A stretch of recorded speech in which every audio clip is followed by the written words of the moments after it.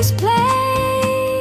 Veera and Vivan find a path today.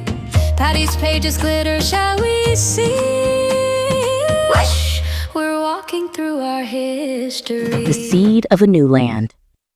Veera, who was 10 and loved to draw, and his little brother Vivan, who was 6 and loved to plant things, opened their magical Payanam Putagam.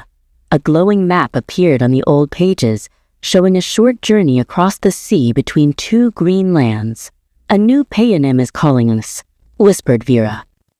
The room melted away into the sound of waves and the smell of salt. They were standing on a large wooden boat, sailing on the deep blue Kadal. All around them were other families, their faces bright with hope for the new land ahead. Veera watched as people guarded their most precious treasures.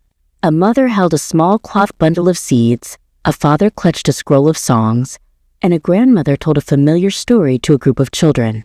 They were carrying their home in their hands and their hearts. As they neared the shore of the new land, Ilankai, Vivan saw men preparing fishing nets. "Look," he shouted over the waves. "They fish just like the uncles in our village." The new land looked like home, too, with the same tall coconut trees swaying in the warm breeze. They stepped onto the warm sand. An old man with a kind smile saw the boys looking around. "The Thanneer gives us fish, and the earth will give us food," he said, pointing to a clearing. "A new place to grow our rice and lentils, just like home." Inspired, Veera sat on a smooth rock and opened his sketchbook. With his charcoal stick, he drew the boats arriving on the shore, the families working together, and the children laughing as they chased the waves. He wanted to remember the first moments of this new beginning. Meanwhile, Vivan reached into his pocket. He had saved a special shiny tamarind seed from his favorite tree back home. He found a perfect spot near the clearing, dug a small hole with his hands, and carefully planted the seed. "A piece of our home, to grow in our new home," he whispered. The old man watched Vivan and smiled. "A wise choice. That tree will grow strong here. This Kadal does not divide us," he said, looking back towards the sea.